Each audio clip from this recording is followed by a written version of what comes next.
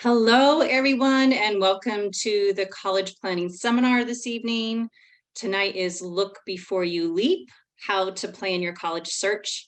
I am Diane Campbell, Director of College Counseling at Liberty Common High School, sitting in for Brennan Barnard tonight. And I'm so thrilled tonight that we have our guest, Michael Pina, Director of Admission at University of Richmond.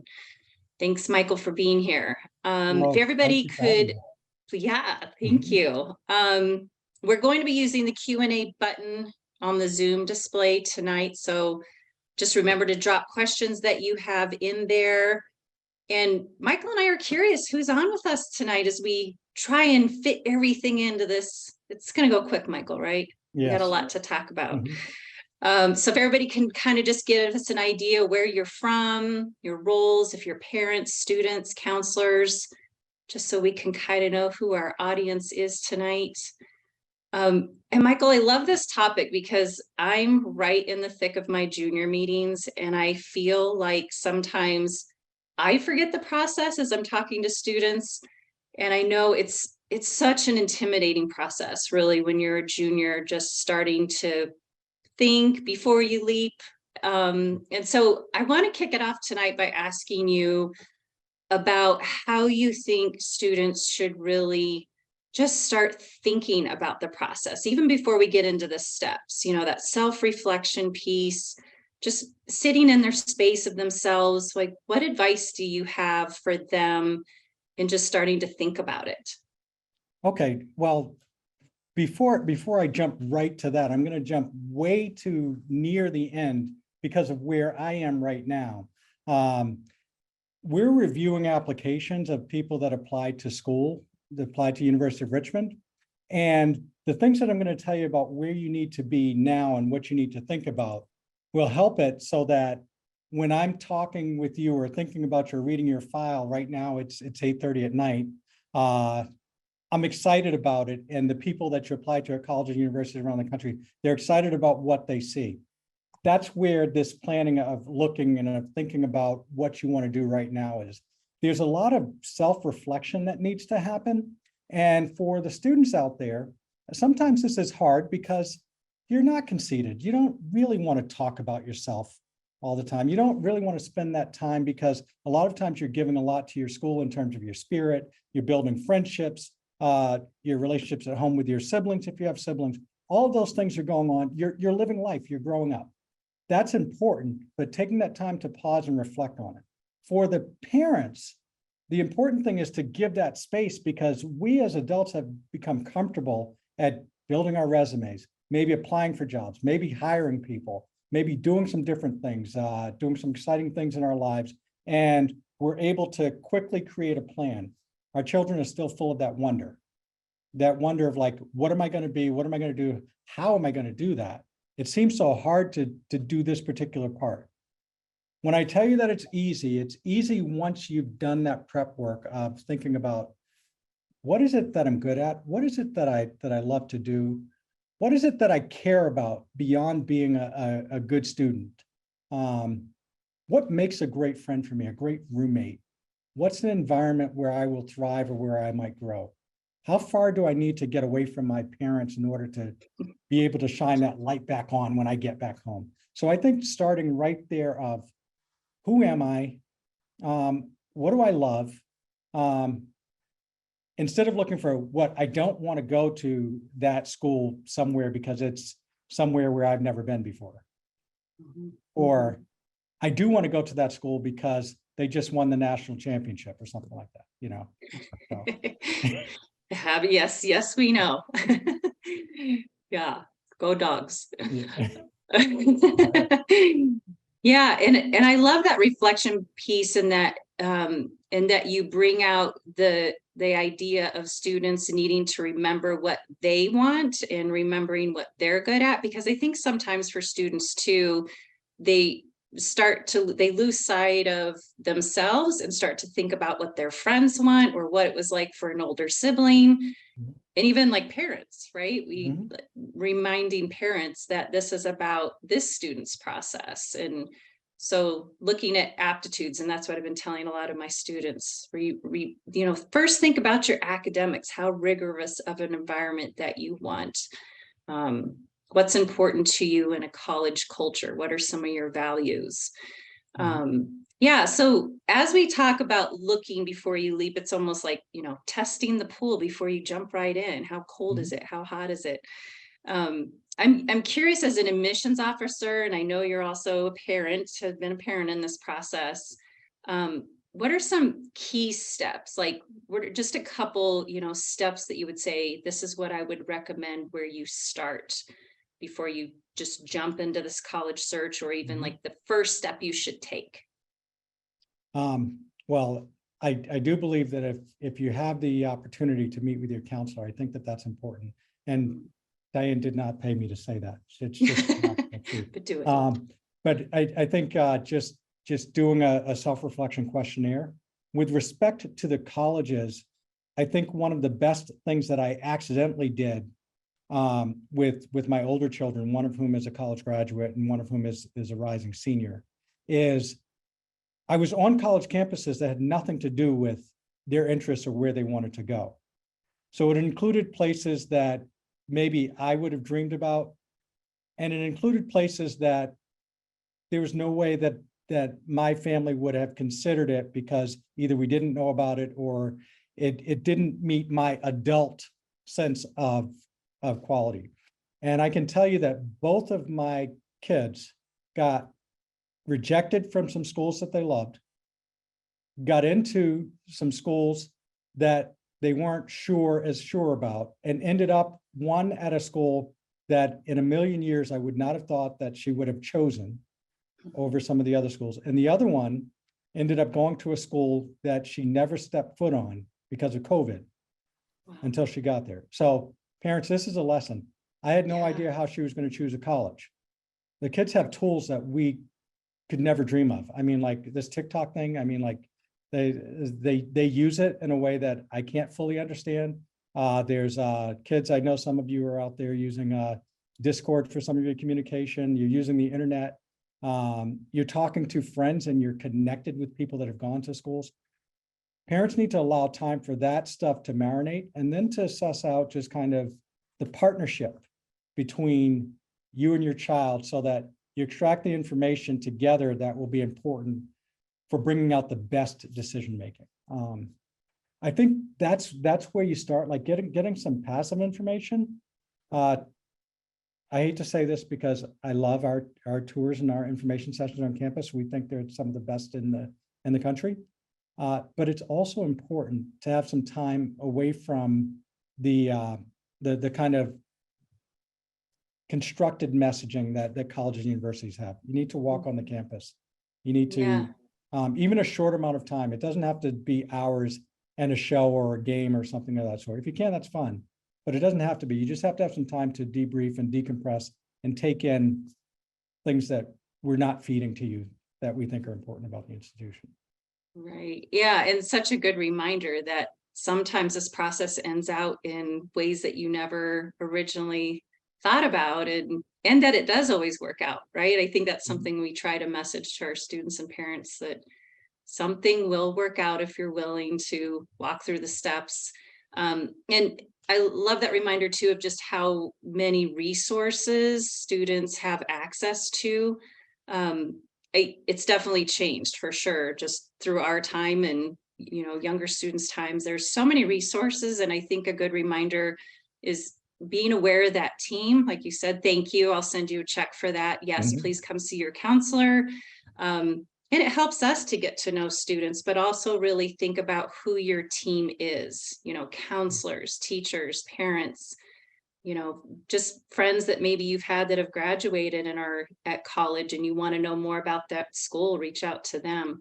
And I know one resource we want to make sure we share tonight too, Michael, is the toolkit that we want to make sure all our students and families tonight have access to, so that it, is something that you can utilize and as you plan.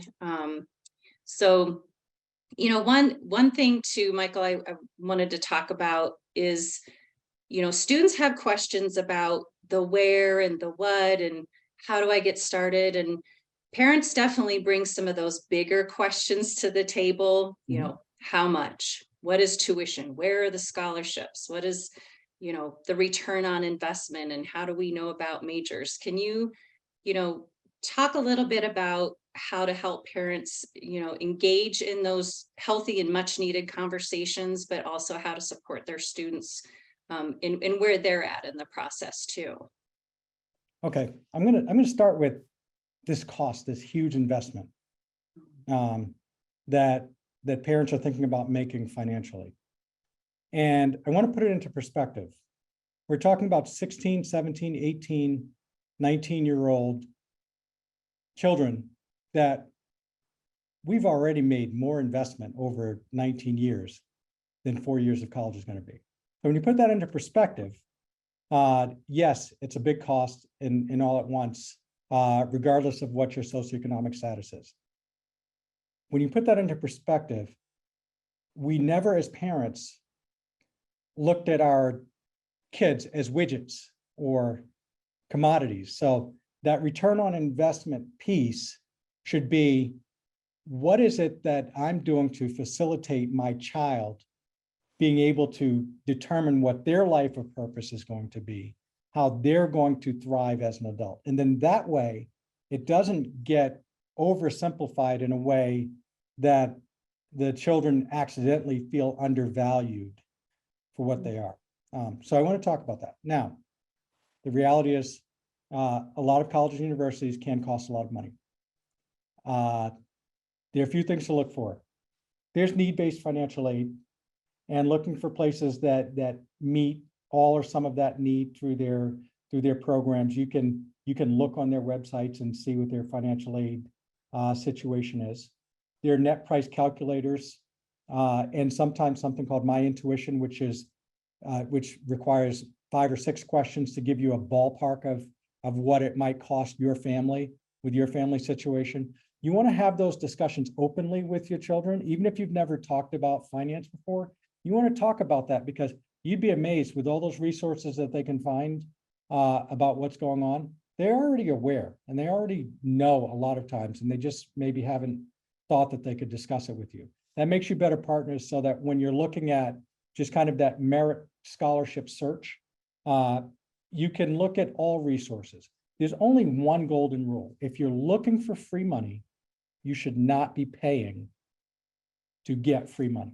So there are different websites out there. The college websites, I think, is a really good place to start to see what they do for aid and how much some of them might cost. I think really looking at places like FastWeb and some of the other scholarship services that are free, actual free scholarship services. You'll get high volume. And this is a place where I think parents are very useful. I think we're useful all the time, by the way. Every day, yes. But it's very useful for the kids that are overwhelmed with all of their hard classes that they're taking, thinking about this self-reflection, thinking about this college process, is try to begin building a bin of possible scholarships, so that when the students have gotten through this process of understanding the schools that they want, some directions that they might want to explore, and they've done some of the work that counselors will ask them to do to get prepared to apply, they can apply for some of these scholarships that have already been partially curated, and you're just really sampling, and they can say yes, no, as opposed to having to sort through this deluge of stuff where there might be large ends of scholarships and small gains. Right, right. Well, and I think it does help students to search for certain schools when parents give them a, you know, financial parameter. Like, this is the amount we know we can or are willing to afford. So research how much college costs are and what type of scholarships you really do need to search for. Yeah, that's an important, yeah. I love that you brought that up. It's like, over time, yeah, by the time your student's 17, 18, you spent a lot of money. A lot of money over time. Hey, Diane, can I ask you a question? Yeah. The question is, when students are in their home states or whatever, how do you feel about the idea that regardless of whether it's a high choice or not, that they should consider having an application to their public university, which often has immense resources and a cost effectiveness that's subsidized by the taxes that you're paying in the state, in a way that it might be the affordable choice that you're willing to pay for, depending on what the scholarship or need have. Yeah. Think about that. I completely agree with that. And I think it's wise to think of that as well and understand your in-state schools.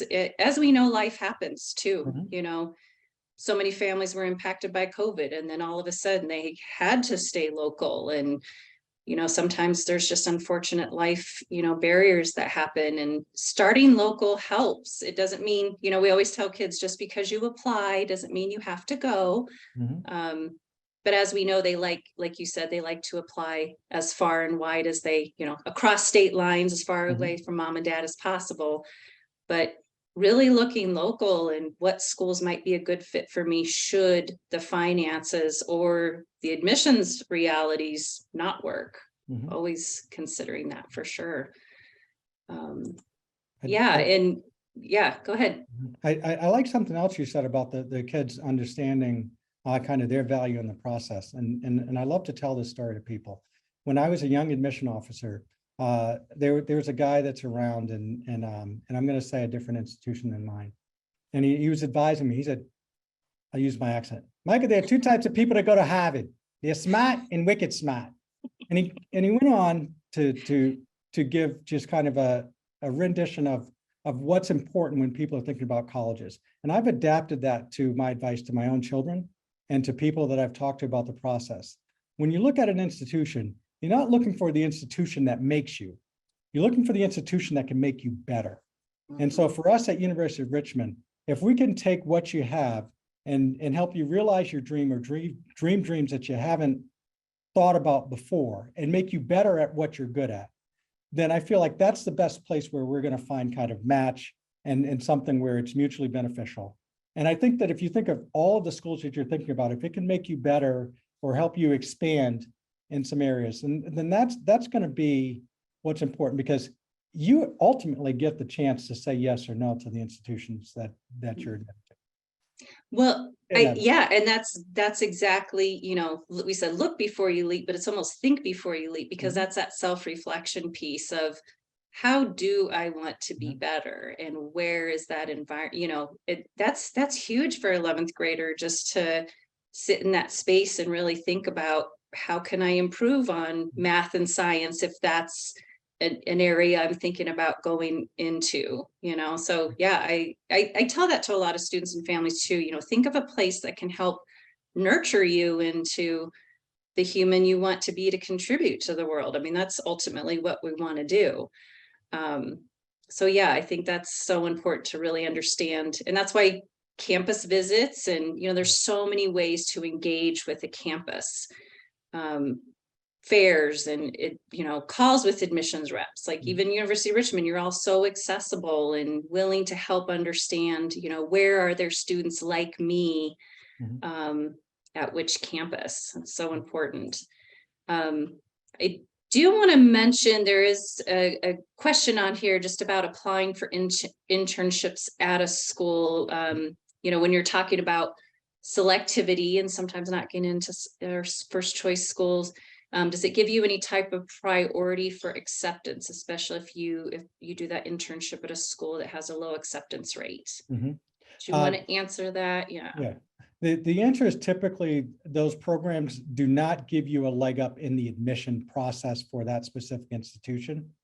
When you're thinking about whatever it is you're going to invest your time in for internships or what have you, you want to make sure that it's something that excites you, because ultimately when we're reading in a holistic process, we're trying to see what are those things that excite you that marry just kind of our institutional vision and our institutional goals, those types of things that are important to us. Does it marry those values that are inculcated into our education philosophy? Listen, I think we're the best country in the nation, and a lot of people do. but I also know that a lot of my friends work at the best country and the best college in the nation. And I think that you want to make sure that you know that you can get a great education at all of the places that are on your list. And then what's going to inspire you? Right. What internship inspires you? If you're not inspired by taking calculus during the summer, no. Mm-hmm. Yeah. And so many choices with that. And, I think we've talked about, the self-reflection piece, definitely, helping define parental roles around finances and tools you can use to explore college cost and students, reflecting. Let's shift a little bit just to the organizational piece. Oh. I've talked to a lot of my juniors about, you should be spending at least 2 to 4 hours, 4 to 6 sometimes, per month right now on something college related. If that's a campus tour or, all those things to prep for these applications. And especially, an application like yours, there's a lot of things that go into it. What advice do you have for students and especially juniors where senior year can be too late as far as, getting organized, starting the process, just the gathering information steps? Yeah. This is a place where just kind of the partnership between the parents, the counselor, and the students is really effective, because students have different levels of kind of either getting into it or procrastination and different fears that they might be dealing with and insecurities about where they kind of fit in the world. I like your idea of putting some time and parameters, because you need structure in order just to get the information in. At the same time, for us as parents that understand getting from A to B to C, just remembering that wonder of when our children were 4 and 5 years old and learning something new and getting really excited about it, and breaking something that we thought was cute then. Well, sometimes in this process, as they're getting organized and kind of getting their bearings of where they need to be in their balance, there's going to be those moments. So we as parents have to be patient while we're helping put things in front of them in partnership with our counselors that help them build that plan. There should be a plan of structured time. There should be room for that kind of circular thinking and back and forth. That includes the meetings with the counselors, maybe some structured time for parents, because we as parents, we like to talk about it all the time. I mean, like, I can talk about college for days. I mean, I could keep you here for 2 hours if we had that time. Right. Having some structured time around that. And then something that's often forgotten that kids remember in school is, like, take notes, but keep your own notebook. If you're doodling to spark your memory, doodle, but take notes and put dates on those notes that attach to what it is that you've done.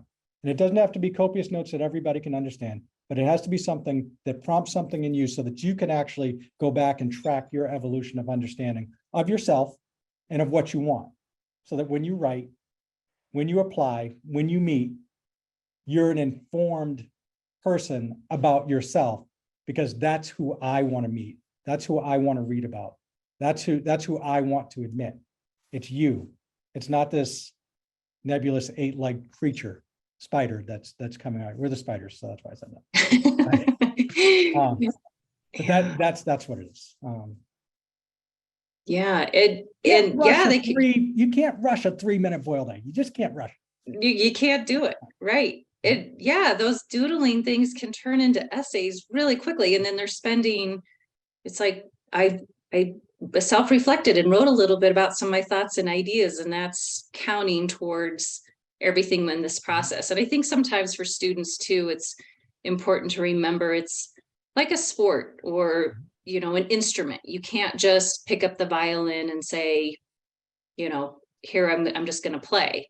It's remembering that in this process too, to be able to get to that place that's going to nurture you or make the better you have to put time and effort into really understanding, the process, all the pieces and parts that go into it, deadlines. I think that all can feel overwhelming. So I think, like you said, just building that team to break it down. I'm a big believer in June too. I tell students June is when you really need to have that list of schools to understanding the work you need to do over the summer to understand about testing again, and how many essays will I be writing. So I think those parameters, like, we mentioned, are so important. And I know we're coming on a close, and I am curious too what you think about, because I'm sure there's a lot of people that spread a lot of misinformation about Richmond and your admissions process and how many essays you require and how you make admissions decision. I'm curious what you advise, as we finish tonight, what you advise families of how to filter through good information, good websites, strong, reliable resources, and what you would recommend there. I think in this process, just as in life, there are no shortcuts. So when you talk about the holistic process for us, we're sitting here near 9 o'clock at night, and up until 7 o'clock at night, we were going through in small committees, every student that we already read and rated to make sure that we didn't miss anything about that and making hard choices. It's a human process for people that do holistic admission. I think that when somebody tells you their story about how they got in, there is no way that even your child with their best friend knows their exact whole story. That comes through in the series of recommendations that the counselor might write, a teacher might write, what they write themselves, what their record is. That's all taken into account, what they've actually done and how they express it. So don't think that because what happened last year, it's going to happen this year. That's not the case. It's kind of like your child is unique just in the same way that you've raised them all the time. And they're already unique. They don't have to look to be unique. They just need to be themselves. That's the authenticity that matters. I love that. Yeah. And, hopefully everybody tonight just remembers that. And I think, I love, again, Michael, how you started with remembering the end, that people like you are genuinely interested in each applicant and really taking the time, obviously till 9 o'clock at night, to really assess your talents and, students' talents and everything that you've worked so hard to accomplish. And so truly trusting the process. I know we say that a lot, but that's so important. So thank you so much, Michael. I'm sure you're more than ready to head home tonight after being in the office for a very long day. So a fun day though. Yes, exactly. Right. You're spending time with colleagues that love the institution and love the kids that we're reading about. So yeah, such helpful information tonight. I just always appreciate your honesty, and I hope everybody tonight walked away with some good places to remember, to look before you leap and really define some roles and really figure out how am I, back to that self-reflection, how am I going to go about this journey? And as a reminder, College Guidance Network is absolutely a wonderful resource for students, families, and counselors to obtain information that is reliable and helpful in the process. And as a reminder, we're holding these college planning seminars throughout the spring for CGN school members. And the next event will be on January 25th, which one of my favorite topics, and I'm sure yours too, Michael, building the college list. So that will be a great resource to actually start crafting that list. There's a link in the chat to register if you're already a part of the CGN school, and a link for counselors to learn more about CGN and receive a demo. So again, thank you all for joining, and we wish you all a good night. Thank you. Good luck.